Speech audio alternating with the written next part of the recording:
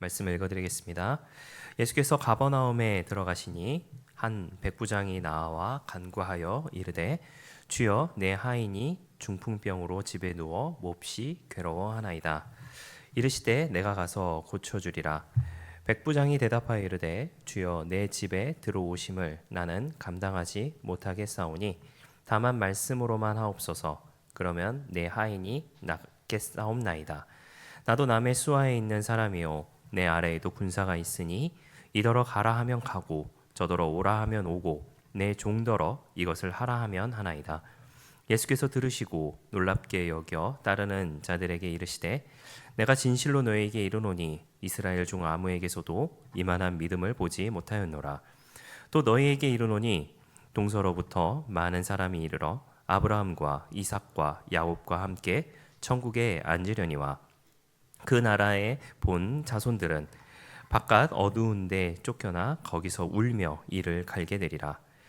예수께서 백부장에게 이르시되 가라 내 믿음대로 될지어다 하시니 그 즉시 하인이 나으니라. 아멘. 할렐루야. 감사합니다.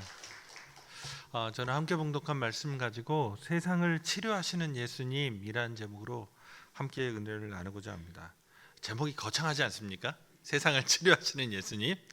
예. 사복음서를 보면 예수님께서 귀신을 내어 쫓으시거나 질병을 고치시는 사건이 아주 많이 나옵니다.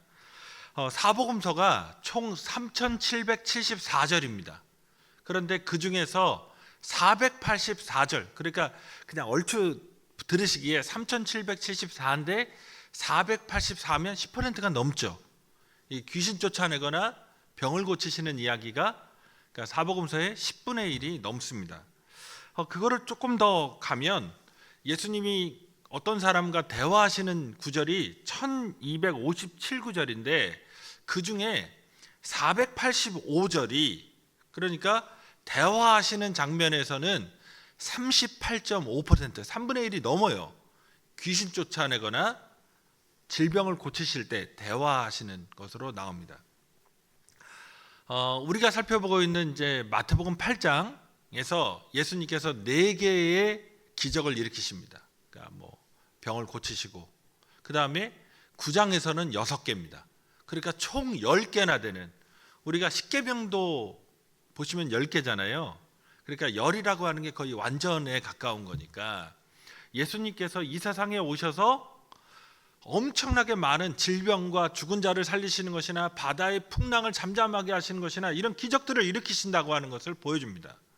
그럼 왜 이렇게 기적에 관한 이야기, 귀신 들린 사람에게서 귀신을 쫓아내거나 아니면은 질병을 고치시는 이야기가 이렇게 압도적으로 많을까? 이거는 이제 그 당시 사람들 혹은 구약 성경에 그 예언된 내용을 예수님이 성취하신다는 걸 보여주기 위한 겁니다. 이 세상이 사탄에 의해서 지배당하는 거예요. 사탄에 의해서 지배당하는 세상의 하나의 특징이 뭐냐? 죄와 사망, 그리고 불화, 그리고 질병과 억눌림입니다. 그런데 메시아가 오면, 구원자가 오면 귀신의 세력, 사탄의 세력으로부터 인간을 자유하게 하고 새롭게 한다고 하는 것이 구약 성경과 또 그 당시 사람들이 그렇게 믿고 있었습니다. 그렇기 때문에 예수님이 메시아라는 것, 구원자라는 것, 하나님이 약속하셨던 바로 그 하나님의 아들이라는 것을 드러내는 것이 기적입니다. 그래서 예수님이 처음에 사역하시기 전에 우리가 마태복음과 누가복음을 보면 시험산에서 마귀와 상대하시죠. 공생의 사람들을 고치시기 전에 예수님은 사탄과 대결하셔서 그의 시험과 유혹으로부터 승리하신 분입니다. 그리고 나서 이 세상에서 공생애를 펼쳐가시면서 사탄의 지배 아래에 있는 사람들, 사탄의 억눌림 속에 살아가는 사람들에게 자유와 해방, 그리고 하나님의 자녀로서 온전하게 살아갈 수 있는 길을 열어주신 겁니다. 우리가 살펴보는 이제 마태복음에서 4장 23절에서 그래서 뭐라고 얘기하냐? 예수께서 온 갈릴리에 두루 다니사 그들의 회당에서 가르치시며 천국 복음을 전파하시며 백성 중에 모든 병과 모든 약한 것을 고치시니라고 얘기합니다. 그런데 이 얘기를 9장 35절에서도 거의 똑같이 했어요. 예수께서 모든 도시와 마을에 두루 다니사 그들의 회당에서 가르치시며 천국 복음을 전파하시며 모든 병과 모든 약한 것을 고치시니라. 예수님은 천국 복음을 가르치셨을 뿐만 아니라 온 갈릴리나 도시들에 다니시면서 귀신을 쫓아내시고 병든 자를 고치시는 사역을 펼치셨습니다. 이를 통해서 하나님이 다스리신다는 것, 하나님이 우리를 사랑하신다는 것, 하나님이 역사하신다는 것, 하나님이 우리의 삶을 내버려 두지 않고 우리에게 다가오셔서 틀켜잡으시고 새롭게 변화시켜 주신다고 하는 것을 분명하게 보여주셨습니다. 오늘 그 가운데서 이제 우리는 이제 백부장의 하인이 고침받는 그 사건을 이제 본문의 말씀으로 이제 대합니다. 한번 백부장을 한번 생각해 보시면 잘 아시다시피 로마 사람입니다. 외국에 파견 나가 있는 그러니까 외국 장교죠. 생각해 보시면 혈통적으로도 이 사람은 하나님 믿는 사람이 없어요. 어릴 때부터 다 이교도의 신들, 신전에 다니면서 제사 지내고 우상 숭배했던 사람입니다. 이스라엘의 예배제도 잘 모릅니다. 이 사람 무슨 성전에 헌금 드릴 게 있냐? 교회 다니면서 헌금한 게 있냐? 없어요. 뭔가 하나님을 위해서 경건한 행위를 한 적이 있느냐? 없어요. 그러니까 혈통적으로도 믿는 사람도 아무도 없고 또 무슨 예배 생활에 충실해서 대단히 많은 예배나 어떤 헌금이나 기여한 게 하나도 없습니다.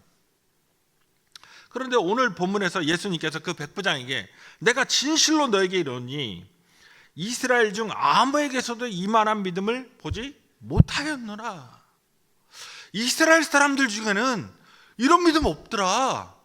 그러니까 최상급 믿음, 최고의 믿음, 최고 수준의 믿음이라고 예수님이 칭찬하셨습니다. 그러면서 내 믿은 대로 될지어다 말씀하셨거든요. 우리에게 예수님이 지금 나타나셔서 이렇게 너 믿은 대로, 야, 네 믿음 보니까 정말 장난이 아니다. 너 믿은 대로 되라. 될지어다 이렇게 말씀하시면 얼마나 속이 시원하겠어요. 이걸 체험할 수 있었던 게 놀랍게 이방인이었던 로마 백부장이었습니다. 이 말씀을 통해서 다시금 우리가 가져야 되는 믿음이 어떤 거냐, 우리가 어떤 믿음으로 하나님을 믿어야 되는가에 대해서 함께 좀 생각하는 시간을 갖도록 하겠습니다. 두 가지인데요. 하나는 주님에 대한 온전한 믿음이 필요하다는 겁니다.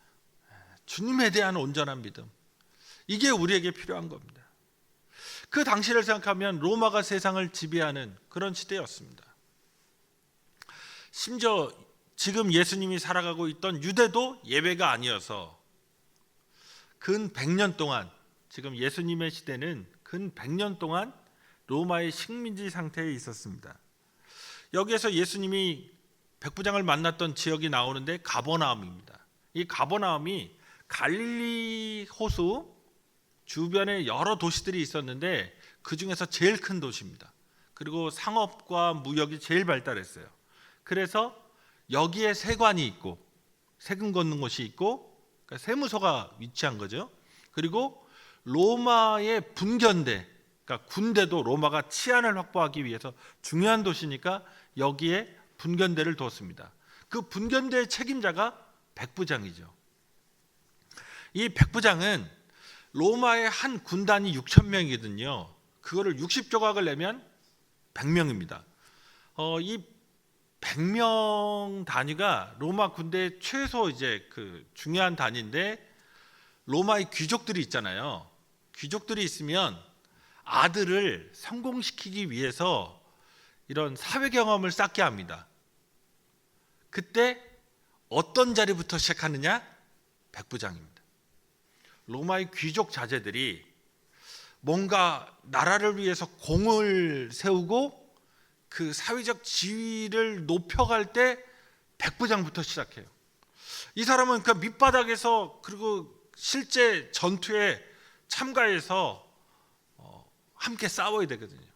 그러니까 그 당시에 군인들로부터는 존경받는 사람이었고, 그 다음에 뭔가 사회적으로도 엄청난 책임감을 가지고 성공하기 위해서 이렇게 그 거쳐가는 자리가 백부장의 자리였습니다. 그런데 그 당시 백부장은 유대 사회에서는 뭐 눈도 못 마주칠 정도의 높은 권세를 갖고 있는 사람입니다. 우리가 예수님의 말씀에 뭐 오리를 가자 하면, 억지로 오리를 가자 하면 십리를 가라고 했잖아요.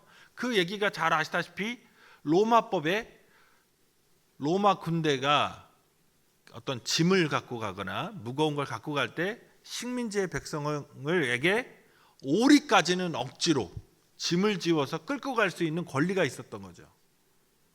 그 중에서도 백부장은 그 100명을 다스리는 그런 사람입니다. 그런데 이 백부장이 그 집 종이 아픈 거예요. 너무 아파요. 중풍에 걸려서. 그래서 예수님께 나와서 어느 날 이 가버나움 시내 한복판에서 예수님을 마주치자 백부장이 주여, 내 하인이 중풍병으로 집에 누워 몹시 괴로워하나이다 라고 말씀을 아뢰입니다. 여기서 되게 중요한 말을 했습니다. 주여라는 말을 했어요. 지금 로마 백부장은 로마 황제에게 임명받은 공무원입니다. 그는 황제를 섬기도록 그렇게 서약했어요. 군대 들어갈 때 복무 서약합니다. 계약서를 쓰게 돼 있어요. 월급이랑 계약서. 몇 년 근무하느냐, 백부장 군대 들어가면. 우리가 요새 2년이 안 돼가지고 군대 가면 그냥 찍고 나오는 것 같잖아요. 북한이 10년이죠. 그렇죠? 북한은 10년 근무합니다. 중늙은이가 돼서 나옵니다. 30살 때쯤. 그런데 로마는 20년입니다. 군인 되는 게 사회적으로 출세하는 길이었어요. 그러니까 20년 복무 서약하고 들어간 거거든요. 자기는 로마 황제에게 인생을 다 건 거예요. 젊은 시절 다 바치는 겁니다. 그래서 황제를 섬기겠다고, 황제가 원하는 곳에 가서 전쟁하겠다고 그렇게 서약한 사람이 놀랍게 식민지의 청년인 예수에게 주여, 이 주라는 말로 예수님을 고백했습니다. 예수님의 진정한 권위를 인정한 겁니다. 그러자 예수님이 이 말씀 듣고 나서 뭐라고 하냐, 7절에 기분이 좋으셨나 봐요. 내가 가서 고쳐주리라. 이렇게 생각하시면 안 됩니다. 우리 성경이 내가 가서 고쳐주리라 하니까 예수님이 되게 이 말 듣고, 야, 나를 인정해줘? 너무 기분 좋아서 내가 고쳐줄게? 한 것 같죠? 그런데 대다수의 학자들은 이거 의문문으로 번역합니다. 내가 가서 고쳐주랴? 거의 티껍다는 듯이 예수님이 내가 가서 고쳐줘? 그러니까 선뜻 가겠다는 얘기가 아니에요. 내가 이방인 집, 너 이방인인데 유대인 이방인 집 안 가요. 왜냐하면 부정한 곳이거든요. 부정한 것을 접촉하면 내가 부정해져요. 저번에 한번 말씀드렸듯이 부정하다는 얘기는 뭐냐면 하나님께 예배가 불가능해요. 예배가 불가능한 건 뭐냐? 기도도 하나님이 응답 안 해주는 거예요. 그 상태가 되기 때문에 유대인은 부정하게 되는 것을 극도로 꺼려합니다. 내가 예배를 드릴 수도 없고 내가 기도를 해도 하나님이 응답하지 않는 상황에 빠지는 거예요. 그러니까 구약에 그렇게 정결례가 많아요. 얘네가 뭐 한번 말씀드리면 시간이 있으니까 예를 들어 왜 유대인들이 정결례 손을 씻고 이렇게 손을 씻고 식사를 하느냐. 그래서 유럽에서 패스트 전염병이 퍼졌을 때 유대인들이 별로 안 죽었다는 거잖아요. 손을 씻고 위생이니까. 근데 얘네가 위생을 위해서 이거 손 씻은 게 아니라 뭐냐면 고대에 집에 쥐가 많은 거예요. 그리고 벌레가. 쥐나 이런 벌레는 부정한 동물입니다. 식기에, 그렇죠? 식기에 옛날 찬장처럼 이렇게 문도 없는 안 달려 있잖아요. 그렇죠? 개방된 상태로 글을 넣는데 쥐새끼가 이게 다 나이가 되셨으니까 이제 아실 겁니다. 쥐새끼가 이놈이 사방으로 막 해가지고 밟잖아요. 그렇죠? 그러니까 쥐가 닿으면 부정한 거예요. 그 부정한 그릇으로 밥 먹으면 분명한 그릇 밥 먹으면 내가 부정해져요. 난 예배도 못 드리고 그 다음에 기도해도 하나님 응답 안 해줘요. 그러니까 어떻게 해야 돼요? 그릇도 잘 씻고 손도 이게 어디 묻었을지 모르니까 다 손도 씻고 먹는 겁니다. 그런 식으로. 근데 이방인은 그런 거 아니잖아요. 온갖 유대인들이 먹지 않는 거 막 이렇게 막 먹고, 그렇죠? 온갖 나쁜 짓도 하고 유대인들이 보기에는. 그러니까 그 집에 안 갑니다. 부정해지니까. 여기서 믿음의 시험이 들어간 겁니다. 예수님 앞에 머리 조아리고 내 하인이 주부병으로 심히 괴로워한다고 말씀드렸는데 예수님이 선뜻 고쳐주겠다고 하시면 좋으련만 비아냥돼요. 이때 10절에서 백부장이 대답하여 이르되 주여 내 집에 들어오심을 나는 감당하지 못하겠사오니 다만 말씀으로만 하옵소서. 그러면 내 하인이 낫겠사옵나이다. 나도 남의 수하에 있는 사람이요 내 아래에도 군사가 있으니 이더러 가라 하면 가고 저더러 오라 하면 오고 내 종더러 이것을 하라 하면 하나이다 말씀합니다. 사회적인 지위로는 백부장은 상류층입니다. 어쩌면 백부장의 집이 훨씬 크고 실은 예수님은 인자는 머리 둘 곳이 없잖아요. 그러니까 이분은 오늘날로 하면 새빵살이도 못해요. 그러니까 여관방에 그냥 그 날로 그냥 그때그때 돈 이렇게 지불하는 진짜 그런 분이거든요. 그런데 엄청나게 큰 집에 고급 가구들과 정원의 분수와 이 화려한 시설을 갖고 있는 그 이방인 백부장의 집 둘은 비교가 안 돼요. 그런데 예수님이 비아냥됐어요. 그러면 이방인 이 백부장 열받죠.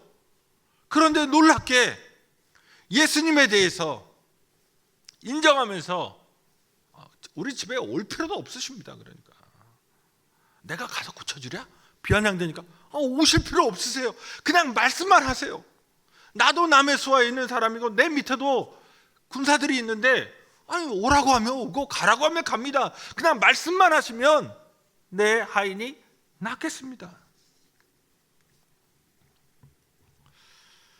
백부장은 계속해서 예수님을 주님이라고 불렀습니다. 다시금 우리가 예수님을 어떻게 이해하느냐? 그냥 마음씨 좋은 아저씨 옆집, 뭐 기다리 아저씨, 가끔 내가 만나면 이제 소원 들어주고 뭐 그런 분으로 생각하시면 안 됩니다. 이 세상을 창조하신 창조주이십니다. 예수님은 전능하신 분이십니다. 예수님은 임마누엘로 우리가 어디에 가든지 함께 하시는 분이십니다. 천지 만물의 역사를 주관하시는 분이십니다. 민족과 국가의 흥망성쇠를 주관하시는 분이에요. 내 개인의 삶 그리고 우리 가족의 모든 삶도 그분의 손아귀에 있는 겁니다. 예수님이 이 땅에 오셔서 사탄의 권세를 짓밟으시고 그의 억눌림 속에서 고통당하고 있는 사람들을 자유하게 하셨습니다. 다시금 믿음은, 신앙생활은 내가 하는 게 아니에요. 내가 이루는 게 아니에요. 내가 주도하는 게 아니에요. 내가 생각하는 게 아니에요. 주님이 내 삶을 이끌어 가시는 겁니다. 주님이 나보다 위에요. 주님이 나보다 높아요. 주님이 나보다 더 잘 알아요. 주님이 모든 것을 행하십니다. 그래서 신앙생활은 내가 뭐 해야 되지? 이런 고민이 아니에요. 그분이 원하신 대로 순종하고 따라가는 겁니다. 오늘 백부장이 말한 건 뭐예요? 난 할 수 없다는 거예요. 내가 못 고쳐요. 내 종의 이 중풍병 그걸 못 고친다는 거잖아요. 그래 주님 말씀해 주세요 하는 거예요. 내 인생의 모든 문제의 주권을 하나님께 드리는 겁니다. 내가 발버둥 쳐서 내가 궁리하고 내가 생각하고 내가 뭔가 계획해서 내 인생의 문제를 해결해 나가고, 그때 하나님이 조금 도와주셔서, 그렇죠? 요거 한 5% 모자란데 그거 채워주셔서 내가 생각한 대로 딱 되는 거, 그게 신앙생활이 아닙니다. 철저하게 하나님이 내 인생을 다스리시고 주관하셔서 악한 사탄의 권세를 무력화하고 끊어버리시는 겁니다. 예수님은 이 세상에 악한 사탄의 마귀의 권세, 그 악한 지배를 종식시키기 위해 오셨습니다. 오늘 우리가 예수님에 대한 믿음이 있는가를 한번 생각해 봐야 됩니다. 교회에 진짜 믿음이 있는가? 성도에게 진짜 예수에 대한 믿음이 있는가? 지금 이 질문이 제자들에게도 그리고 우리에게도 던져진 질문입니다. 그냥 단지 좋은 사람이 아닌 거예요. 그분이 이 세상에서 유일한 가장 높은 내 인생의 모든 것을 걸 수 있는 귀한 분인 겁니다. 내가 그렇게 예수를 따라가고 있느냐, 내가 그렇게 예수를 믿고 있느냐, 다른 사람 다 필요 없는 거예요. 그분만 있으면 되는 겁니다. 그분이 말씀하시면 돼요.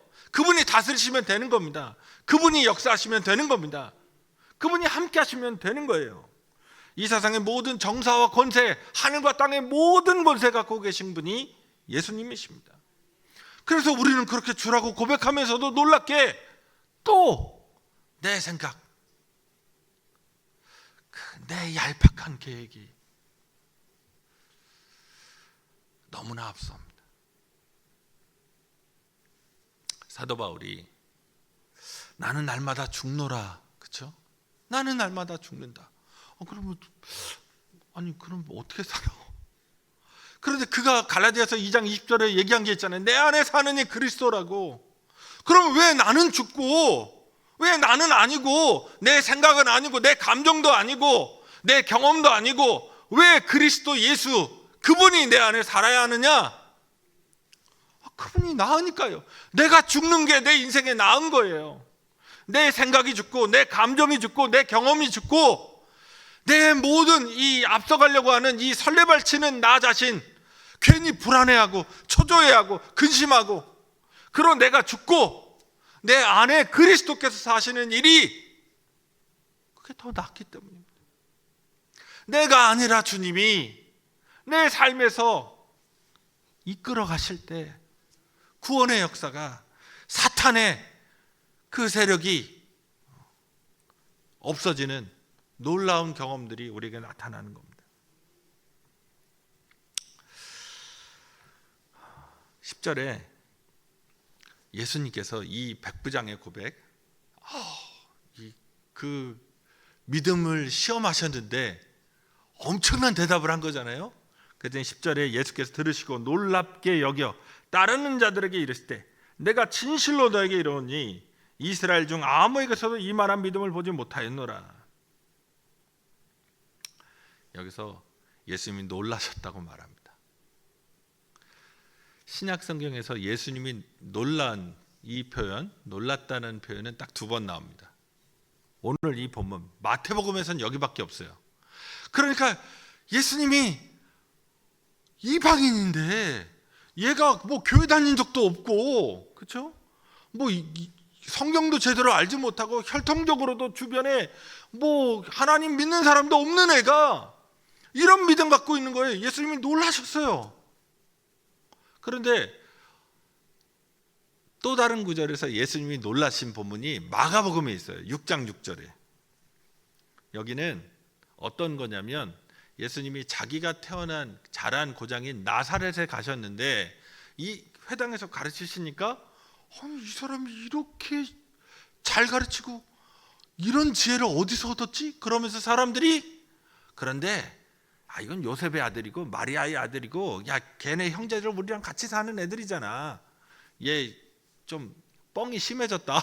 그러면서 안 믿었어요. 안 믿으니까 예수님이 거기에서 기적을 행하실 수 없고 그냥 몇 사람만 안수하여 고치시면서 믿지 못함을 놀랍게 여기셨습니다. 우리는 어떤 사람일까요? 예수님이 몇십 년 교회 다니게 하셨는데 그렇죠? 믿음이 없는 걸 보고 놀라는 야, 너 내가 수십 년간 주일 예배 때 정말 믿으라고 목사님들 통해서 말씀 전하는 거 듣게 했는데 믿음이 없어. 그래서 놀라는 사람인지 아니면 다 필요 없고 전 정말 예수님만 믿어요. 내 인생에 예수님만 계시면 돼요 하는 믿음 때문에 놀라는 사람인지 믿음이 있어서 놀라는지 믿음이 없어서 놀라는지 우리는 어떤 사람일까요?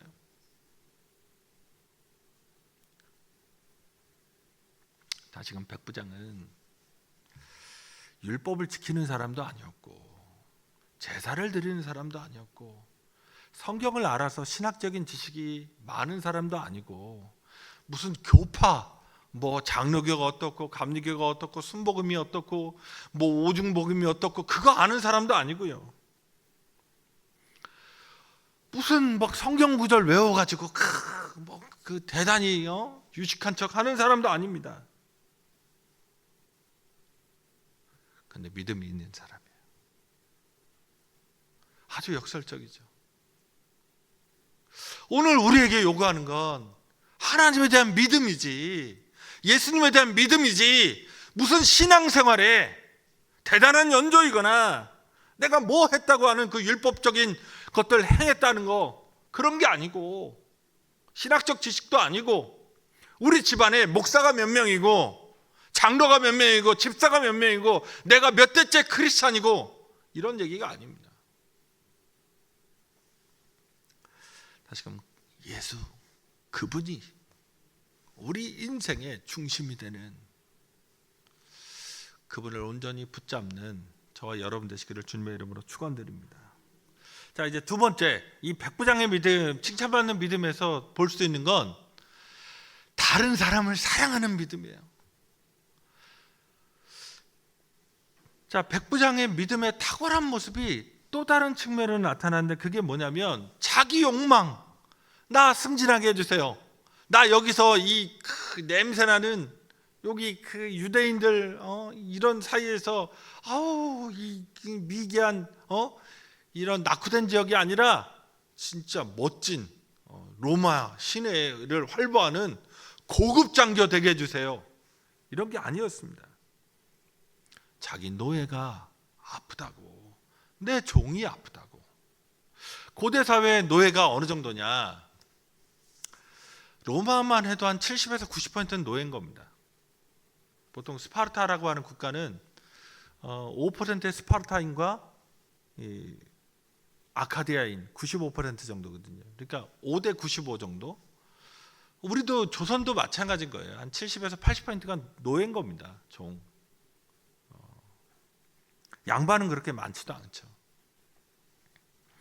고대 사회에는 노예 제도를 근간으로 합니다. 그러니까 모든 노동을 노예가 하고 일하고 뭐 밭에 나가서 일하든지 산에서 나무를 베든지 뭐 하여튼 온갖 일들을 해서 노예가 가난한 사람들의 노동력을 통해서 사회가 이제 돌아가는 겁니다.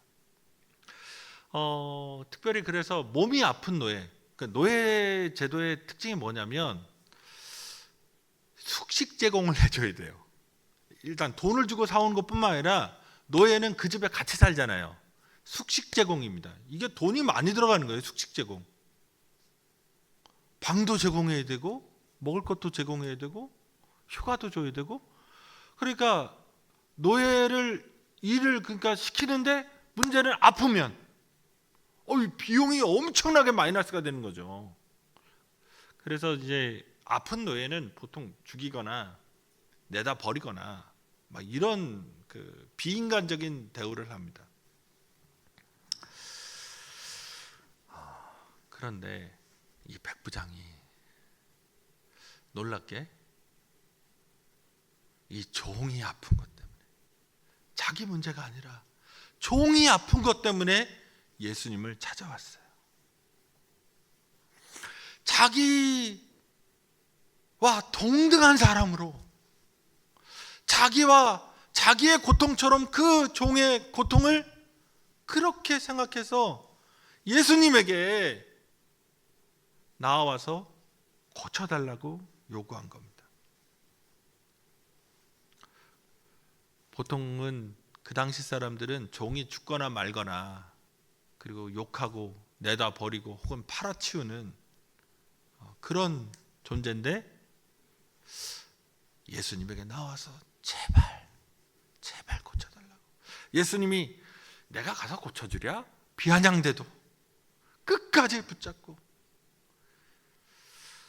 자기의 자존심이든 자기의 명예든 자기의 권세든 아무 상관없이 예수님을 상대로 기도했던 겁니다.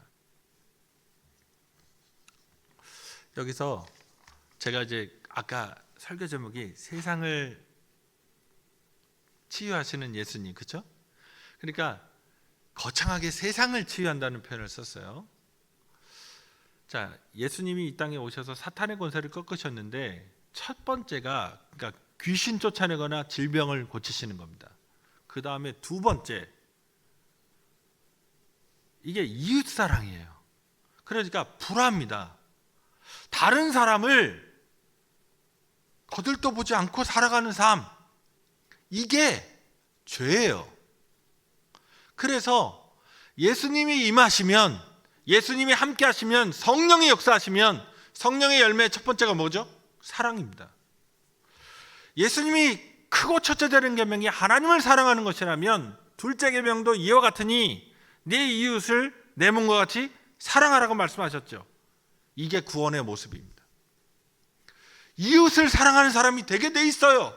하나님의 그 중심에 있으면, 하나님은 사랑이시기 때문에 내 안에 예수가 계시고 내 안에 성령이 역사하신다면 사랑하는 사람으로 변화됩니다. 그 사랑하는 사람이 구원받은 사람이에요. 사랑하고 사는 사람, 남을 용서하고 사는 사람, 남을 이해하려고 하고 보듬으려고 하고 위에서 기도하려고 하는 사람이 구원받은 사람입니다. 거기에 사탄의 통치가 발을 못 붙여요.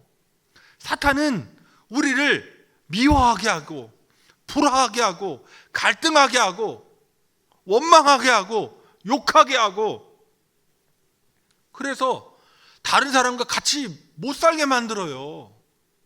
아니, 가정을 한번 생각을 해보세요. 그렇게 좋아서 결혼하셨는데 지금 이렇게 배우자 보시면 막 이렇게 사랑이 새록새록 이렇게 그러셔야 된다고요. 그게 구원의 모습이라고요. 아니, 그러면 막 떨어져 살고 막 말도 안 하고 이렇게 툴툴거리고 밥도 안 먹고 뭐 숟가락 그냥 뭐 이렇게 놓고 이러면 이게 구원이겠어요? 성경에서 말하는 예수님이 일으키셨던 최고의 기적은, 자, 질병을 고치는 사건이 한 10분의 1이죠. 10분의 1 좀 넘어요. 그러면 나머지 한 80%는 뭐였죠? 믿지 않는 사람을, 그 완악한 심령을 무너뜨리셔서 예수 믿는 사람 만드신 거예요. 그럼 예수 믿는 사람 만드는 그 기적 속에 뭐가 들어갔냐?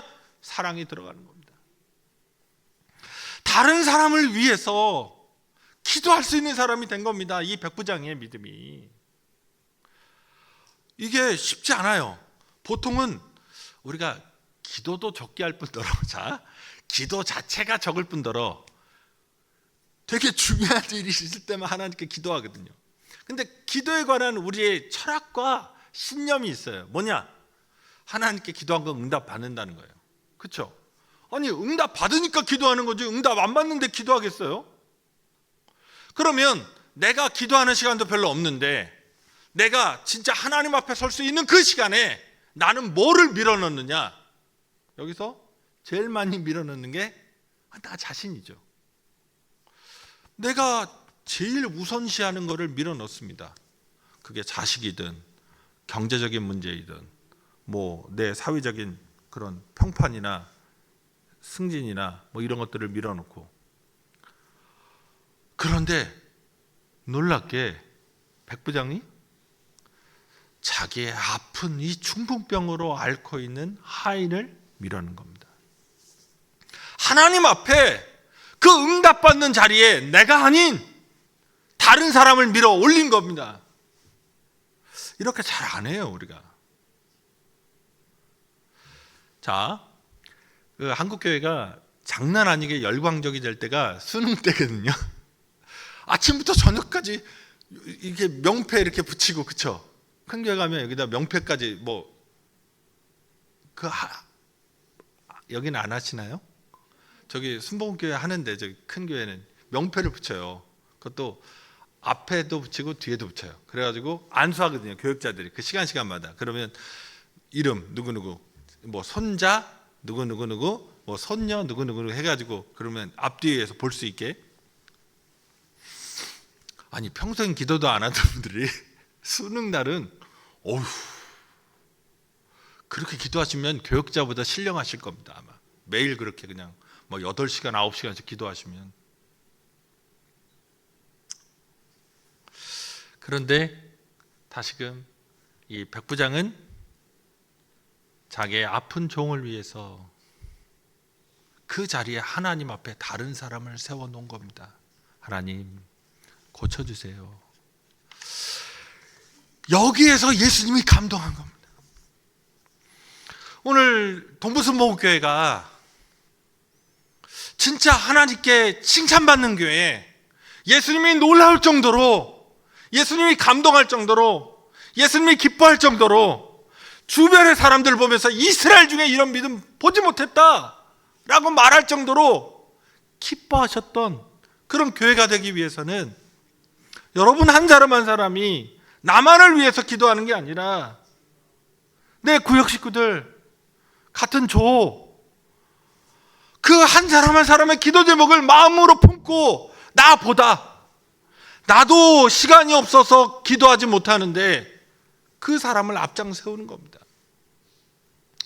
그러면 그때 주님이 그러면 우리 기도는 안 들어주실까요? 다른 사람 기도 그냥 아니, 내가 내 기도해야 될 때 저 집사를 기도했네, 내가 저 권사를 위해 기도했네, 이래가지고 내 기도를 안 들어주실까요? 아니, 예수님이 말씀하셨잖아요. 무엇을 먹을까, 무엇을 마실까, 무엇을 입을까 걱정하지 마라. 구하지 않아도 이방인은 그거 막 이렇게 떠벌리고 막 해야지, 기도 막 해야 들어주는 것 같은데 너희 하늘 아버지는 다 아신다는 거잖아요.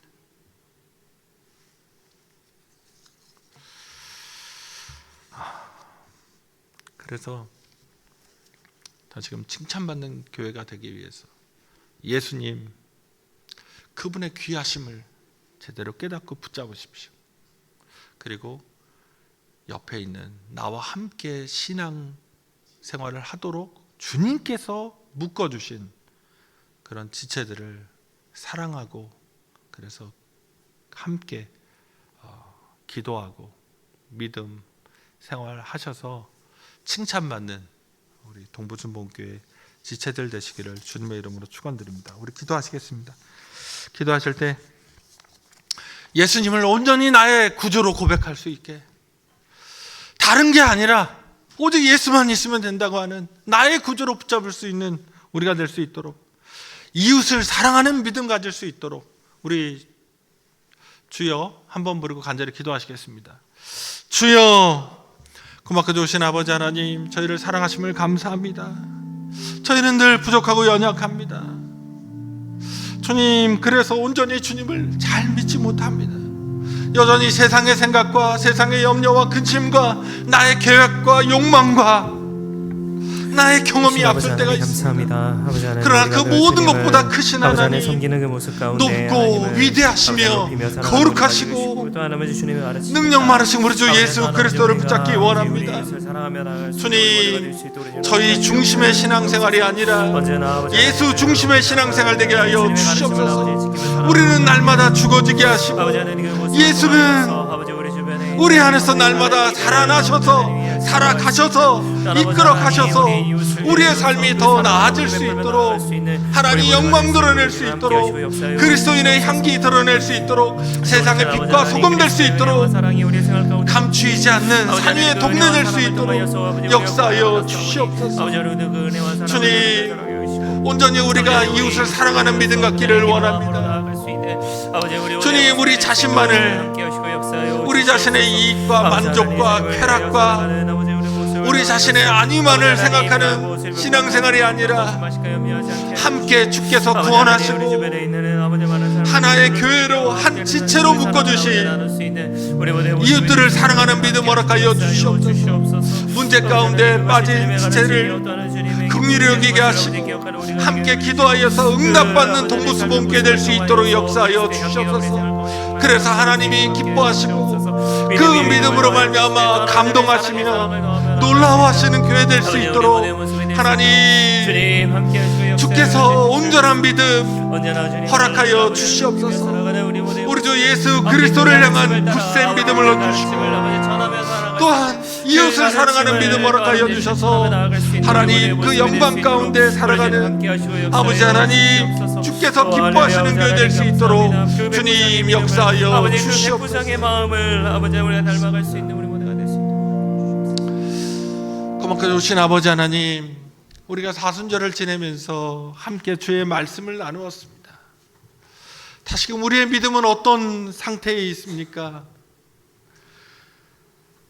겉으로 보기에는 되게 화려하고 진실하고 진득하고 성실한 신앙인 같으나 우리의 마음에 주님에 대한 온전한 믿음이 없어서 주께서 놀랍게 여기는 사람입니까? 아니면 그런 것이 조금 부족해도 주님만을 붙잡고 있기에 주께서 기뻐하시는 신앙생활하고 있는 사람입니까?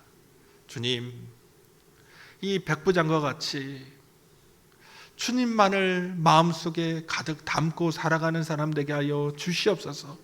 우리는 날마다 죽고 예수는 그리스도는 우리 안에서 사셔서 하나님의 영광이 이루어지게 하시고 그 뜻이 이루어지게 하시고 사탄의 역사가 사라지는 놀라운 경험들을 할 수 있게 하여 주시옵소서. 주님, 우리가 함께 지체된 자들을 사랑하는 믿음 가지기를 원합니다.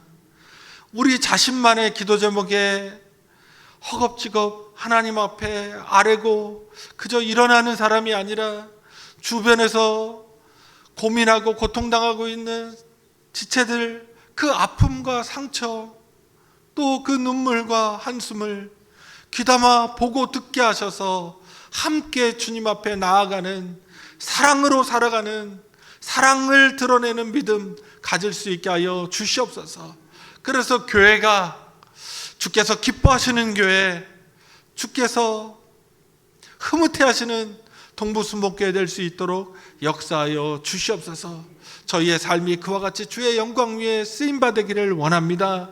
부족하고 연약하지만 저희의 삶을 주님 앞에 드리오니 주님의 영광의 도구로 사용하여 주시옵소서. 감사드리오며 예수님의 이름으로 기도드립니다. 아멘.